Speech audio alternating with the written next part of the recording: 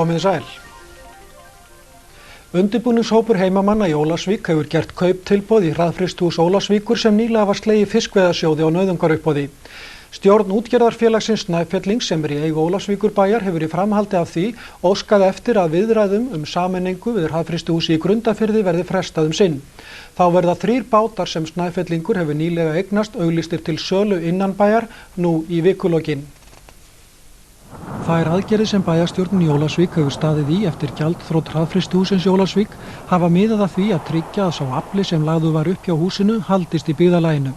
Fyrsta skrefi var tekið þegar Ólafsvíkurbær keypti togarann Má sem hefur liðlega 1700 tonna kvóta í þorskígildum og stofnaði hann sérstakt útgerðarfélag Snæfelling sem að öllu leyti í eigu bæjarins. Síðar náðust samningar að Snæfellingur keypti 3 bátar sem deilu stóðu milli þrotabús hraðfrystihús Ólafsvíkur og fyrrum stjórnenda hraðfrystihússins. Samanlagður þorskkvóti bátanna 3 er 1700 lestir. Stefán Garðarsson bæjarstjóri Ólafsvík segir að með undirritun kaupsamnings bátanna 18. desember síðastliðinn hafi markmiði bæjarstjórnarinnar að ná haldi á bátunum verið náð. Hins vegar væri ljóst að til að tryggja rekstrargrundvöll Snæfellings þyrfti að koma til aukið eigið fé. Með sameiningaviðræðum við hraðfrystihús Grundarfjarðar hefur verið leitað slíkra leiða sem tryggði áframhald fiskvinnslu á báðum stöðunum. Nú hefðu undirbúningsfélag heimamanna hins vegar gert kauptilboð í hraðfrystihúsið í Ólafsvík og óskað eftir samningi að togarinn Már landi hjá húsinu ef samningar takast kaupin. Þess vegna hefur verið óskað eftir frestun á frekari sameiningaviðræðum við hraðfrystihúsið í Grundarfirði sinn á meðan það skýrist hvort heimamenn eignast hraðfrystihúsið. Einnig hefur verið ákveðið að auglýsa bátana 3 sem Snæfellingur á auk togarans til sölu fyrst sinn innan bæjar. Allt þetta gert til að kanna til hlítar hvaða möguleikar eru í stöðunni, sagði Stefán Garðarsson bæjarstjóri í samtali við fréttastofuna í dag. Síldarútflytjendur hafa nú vaxandi áhyggjur vegna þess hve dregist hefur að svara hvort Landsbankinn geti lánað utanríkisviðskiptabanka rússneska lýðveldisins í jafnvirði allt að 800 milljóna íslenskra króna til að greiða fyrir kaup á síld frá Íslandi. Á meðan ákvörðun lánveitinguna til Rússa dregst halda síldarsaltendur að sér höndum og svo tími sem til stefnu að salta síld stytti stóðum. Landsbankinn hefur óskað eftir afstöðu ríkisstjórnarinnar til þessara lánveitingar en bankamálaráðherra hefur síðan óskað greinagerðar frá Seðlabanka málið. Í greinagerðin sem Seðlabankinn hefur nú sent frá sér vara við áhættunu sem sé samfara því að veita lán til Rússa á þessum óvissu tímum og jafnframt kemur fram að lítið sé vitað þennan utanríkisviðskiptabanka rússneska lýðveldisins. Í fréttum sjónvarps í gærkvöldi undirstrikaði Jón Sigurðsson bankamálaráðherra þennan áhættu þátt sem Seðlabankinn bendir á. Einar Benediktsson framkvæmdastjóri síldarútvegsnefndar sagði hins vegar í samtali við fréttastofunni í kvöld að það sem nú væri vitnað til í skýrslu Seðlabankans í fjölmiðlum kæmi á óvart. Vegna þess að í Landsbankanum hefðu menn verið mjög jákvæðir til þessa erindis og byggðist sú afstaða meðal annars á viðskiptum sem Landsbankinn hefðu nú þegar átt við rússneska viðskiptabankann. Einar minnti á að Íslendingar hefðu 40 ára skeið átt mjög hagstæð viðskipti við Rússa og því bæri okkur nokkur skylda til að rétta hjálparhönd þegar eftir því væri leitað, auk þess sem slík fyrirgreiðsla gæti greitt fyrir viðskiptum í framtíðinni. Einar sagði að við mata áhættu vegna hugsanlegs láns til Rússa væri auk þess nauðsynlegt að taka tillit til þess að við undirritun viðskiptasamnings milli ríkisstjórnarlandanna hefðu Rússar úthlutað tilteknu magni ákveðinna vörutegunda til útflutnings til Íslands til að greiða fyrir síldina. Loks sagði Einar að menn yrðu að hafa í huga að vegna viðskiptanna við Rússa hefðu Íslendingar árabil verið langstærsti útflytjandi saltsíldar í heiminum og þeirra vegna hefðu tekist að nýta 60–80% síldaraflans til manneldis. Þessa stundina stendur yfir almennu bændafundur að miðgarði í Skagafirði þar sem 300 bændur úr Skagafirði og Austur-Húnavatnssýslu fjalla drög að nýju GATT-samkomulagi. Framsögumenn á fundinum eru Jón Helgason fyrir landbúnaðarráðherra og formaður Búnaðarfélags Íslands og Gunnlaugur Júlíusson hagfræðingur stéttasambands bænda. Í drögum að ályktun sem fyrir fundinum liggja þess meðal annars krafist að ríkisstjórn Íslands hafni umræddum samkomulagsdrögum nema sérstaða íslensk landbúnaðar verði viðurkennd. Nánar verður fjallað fundin í fréttum sjónvarps á morgun. Hrafnhildur Hagalín Guðmundsdóttir hefur verið tilnefnd til norrænu leikskáldaverðlaunanna af Íslands hálfu fyrir leikrit sitt Ég er meistarinn. Verðlaunin verða veitt á norrænum leiklistadögum sem haldnir verða í Reykjavík í fyrsta skipti næsta vor. Ég er meistarinn fyrsta leikrit Hrafnhildar Hagalín Guðmundsdóttur. Leikritið hlaut mikið lof þegar það var frumsýnt á litla sviði Borgarleikhússins í október 1990 en það var sýnt 82 sinnum áður en yfir lauk. Auk Hrafnhildar eru tilnefnd til leikskáldaverðlaunanna Jes Ørnsbu af hálfu Danmerkur, Björg Vík af hálfu Noregs, Barbro Smeðs fyrir Svíþjóð og Juha Siltanen tilnefnd af hálfu Finnlands. Verðlauna upphæðin 50.000 danskar krónur. Þú hefðir getað spurt. Sigurður Björnsson krabbameinslæknir segir ekki staðfest að sílikon sem settur í brjóst kvenna sé krabbameinsvaldandi. Hann segist ekki telja tímabært að ráðleggja íslenskum læknum að hætta að nota það. Í Bandaríkjunum hefur læknum verið ráðlagt að hætta að nota sílikon í brjóst. Nýjar upplýsingar hafi komið fram sem vekji spurningar þetta efni. Það jafnvel talið krabbameinsvaldandi. Sigurður Björnsson, læknir, segist ekki telja tímabært að Ég vildi gjarna sjá fyrst hvað þeir hafa fyrir sér í þessu. Það augljóslega einhverjar nýlegar rannsóknir sem að hafa orsakað þetta bann eða þessi tilmæli. Þessar prótesur sem við köllum eða þessi gervibrjóst hafa verið í notkun í mörg ár og ég hef ekki séð sjálfur nein vandamál samfara notkun þeirra. Í stöku tilfellum geta þessir pokar með þessu efni byrjað að leka og þá valda þeir ertingu og þarf að sjálfsögðu að fjarlægja þá í slíkum tilfellum. En að þeir hafi valdið krabbameinum, það get ég ekki staðfest. Sigurður sagði að væru gögnin frá Bandaríkjunum skaðsemi sílikonsins samfærandi, myndi hann styðja að hægt yrði að nota það til að byggja upp brjóst, enda væru til aðrar aðferðir til þess. En komi á daginn að efni sé skaðlegt, hvað þá hægt að gera fyrir þær konur sem hafa gengist undir aðgerðir þar sem það notað?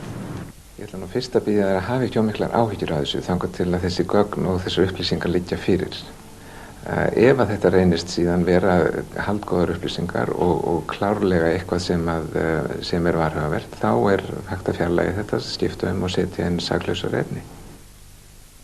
Og við rifjum upp það helst á fyrri fréttum sjónvarps í kvöld. Óska verður eftir gjaldþrotaskiptum ferðaskrifstofunar Veraldar á morgun. Íslenskir iðnrekendur segja að ekki megi láta meiri hagsmuni víkja fyrir minni í gattviðræðunum og að breytingar á íslenskum landbúnaði séu nauðsynlegar. Landvarnaráðherra Júgóslavíu hefur sagt af sér eftir að hann hafi viðurkennt að sambandsherinn bæri ábyrgð á dauða 5 gæsluliða Evrópubandalagsins sem voru skotnir niður í þyrlu í gær. Bush Bandaríkjaforseti fékk aðsvif í morgun í veislu í Japan. Talsmaður forsetans segir hann með inflúensu. Rætt að leggja sérsveit lögreglunar á Keflavíkurflugvelli niður vegna niðurskurðar hjá embættinu og bjóða út vopnaleit í flugstöðinni. Varaformaður Framsóknarflokks kallar væntanlega fjárhaldsmenn ríkisfyrirtækja pólitíska kommissara en fjármálaráðherra segir þá vera tímabundna aðstoðamenn forstöðumanna. Kristína Ólafsdóttir borgarfulltrúi segir að draga þurfi einhvern til ábyrgðar vegna framkvæmda við Perluna. Fyrrum borgarstjóri segist bera ábyrgð á framkvæmdunum. 1500 metra háir gufustrókar hafa staðið upp af nýja hrauninu við Heklu í Kyrrviðrinu undanfarið. Páll Benediktsson segir frá. Gufustrókarnir stíga upp úr nýja hrauninu þar sem það þykkast við Vatnafjöll en eins og kunnugt helst hiti lengi í nýrunnum hraunum þar sem yfirborðslagið storknar fyrst og myndar eins konar einangrun sem heldur hitanum í hrauninu. Heitt hraunið bræðir svo snjóinn og gufur stíga til himins og mynda tilkomu mikla bólstra hátt á lofti í Kyrrviðri eins og var á Suðurlandi í gær. Dökki hnúðurinn sem hér sést gígurinn sem lengst gaus í Heklugosinu sem hófst 17. janúar í fyrra. Í Gunnarsholti búið að reisa strýtulega viðbyggingu við starfsmannahús Landgræðslunnar og það nefnt Litla Hekla af augljósum ástæðum.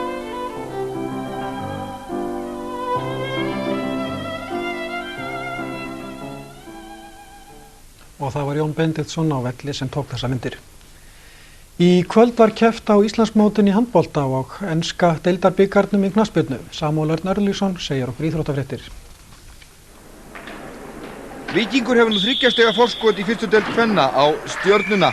Íslandsmeistarana frá í fyrra eftir sigur á Haukum 28-14 í kvöld.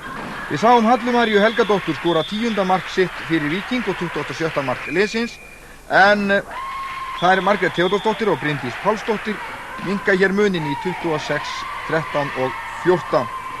Víkingstúlkurnar hafðu frumkvæðið þessum leik frá upphafi til enda. Hér skorar Hanna Einarsdóttir 27-14 og síðasta orðið átti Andrea Atladóttir. Hún skoraði 3. mark sitt með þessu hraðaupphlaupi og lokatölur urðu 28-14 Víkingi í Hagi Hafnarfirði í kvöld. Og það var æsispenna í íþróttahúsinu á Selfossi líka í kvöld. Þar sem áttust við í fyrstu deild karla Suðurlandsliðin 2, Selfoss og IBVF. Við sjáum hér aðdragandann að síðasta marki heimamanna Selfyssinga sem voru 3 mörkum undir í leikhléi. Þeir tóku sig á í seinni hálfleik og hér skorar Jón Þórir Jónsson 31-29. Skammt til leiksloka og Eyjamenn hafa hreinlega ekki tíma til að jafna þetta. Gylfi Birgisson gerir þó sitt besta og skor hér síðasta mark þeirra 31-30. Það urðu lokatölur í þessum leik og Selfyssingar unnu þar með vasklegan sigur á bikarmeisturunum frá í vor. Hér eru úrslitin frá í dag. Í fyrstu deild karla Selfoss IBVF 31-30 og stórliðin Valur og Víkingur skildu jöfn 20-20 í æsispennandi leik á Hlíðarenda. Í fyrstu deild kvenna Haukar Víkingur 14-28 og Keflvíkingar gerðu sér lítið fyrir í kvöld og unnu Val 22-19. Þá voru 4 leikir í 8 liða úrslitum ensku deildabikarkeppninnar. Leeds Manchester United 1-3, Tottenham Norwich 2-1. Tottenham og Manchester United eru þar með komin áfram. En Crystal Palace og Nottingham Forest verða að mætast aftur og sömuleiðis Peterborough og Middlesbrough. En þessi lið gerðu jafntefli í kvöld eins og sjáum á. Og þá er að huga veðrinu á morgun. Það verður vaxandi sunnanátt og þykknar smá saman upp í kvöld og nótt. Snemma í fyrramáli verður komið hvassviðri með rigningu vestan til á landinu en síðdegis má búast við lítið eitt hægari suðvestanátt með skúrum eða slyddu éljum. Austan til á landinu verður vindur hægur og víða létt skýjað fram eftir nóttu en á morgun eykst vindur einnig þar og verður suðaustan hvassviðri eða stormur og rigningu upp úr hádegi. Veður fer hlýnandi og verður frostlaust á öllu landinu þegar líður á daginn. Og við ljúkum seinni fréttum í kvöld suður með sjó. Það er sjálfsagt draumur flestra hljómsveita að slá í gegn út í hinum stóra heimi. Strákarnir í hljómsveitinni Deep Jimmy and the Sepp Creams frá Suðurnesjum láta sér ekki nægja að dreyma fræðina. Þeir ákváðu að gera eitthvað í málinu. Ýmislegt bendir til að það sé nú að skila sér. Okkar maður á Suðurnesjum, Viðar Oddgeirsson, leit inn á æfingu hjá þeim Júlíusi trommara, Sigurði söngvara, Þór gítarleikara og Birni bassaleikara.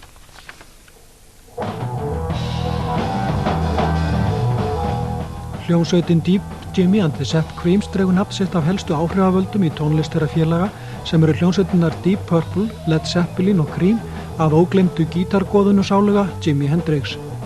Eftir að hafa safnað sér fyrir farareyri með spilamennsku síðastliðið sumar skelltu þeir sér til Bandaríkjanna og eru nú komnir heim aftur eftir 3,5 mánaða dvöl og að öllum líkindum með plötusamning í farteskinu.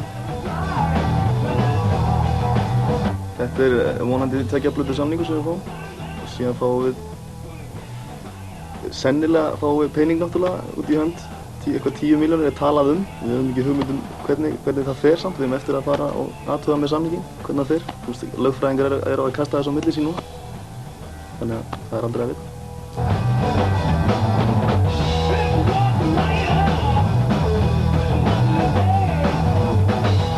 Ef samningurinn næst í höfn fer hljómsveitin aftur út í febrúar í upptökur og síðan fylgja væntanlega tónleikaferðir til að kynna fyrir plötuna sem á að koma út í júní. En hvaða ráð eiga þeir fyrir aðra hljómsveitir sem vilja reyna fyrir sér erlendis? Að fara sjálfur út en ekki að treysta fyrir umboðsmenn hérna. Þeir eru bara að fara út og redda sér sjálfur. Er ekki málið að hafa bara óbilandi trú á sjálfur sér? Ég held að okkur hafa ekkert vantað það.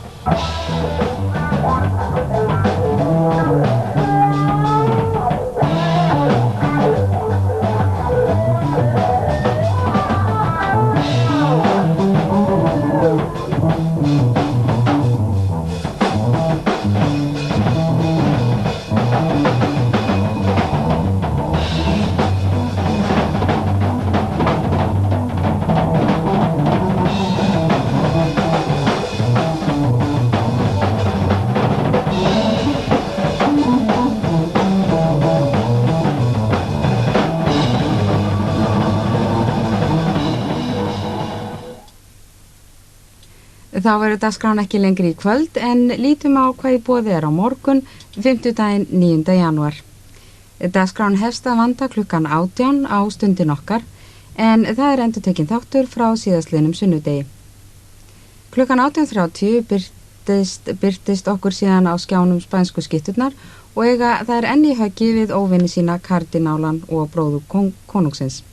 Fransk-kanadíski þátturinn á mörkunum tekur síðan við að táknmálsfréttum loknum klukkan 19. En síðasti dagskráliðin fyrir fréttir er bandaríski gamanþátturinn litríku fjölskylduna. Að fréttum og veðri loknu fáum við að sjá fjölbreytt íþróttaefni í íþróttasirpunni. Kerfiskarlar á gönguskóm undirtitill þáttarins Fólki í landinu. Umsjónarmaður þáttarins Ævar Kjartansson og ræðir hann á morgun við Höskuld Jónsson, forstjóra Áfengis- og tóbaksverslunar ríkisins og forseta Ferðafélags Íslands. Fyrsti þátturinn í nýrri seríu lögreglumannin Bergerac hefst klukkan 21:25 en síðasti dagskrárliðurinn nefnist Vetrarborgir og fjallar borgir og mannlíf við Heimskautsbaug. 11 fréttir á sínum stað og síðan dagskrárlok. En við segjum þessu þá lokið hérna í kvöld, þökkum samfylgdina og bjóðum ykkur góða nótt.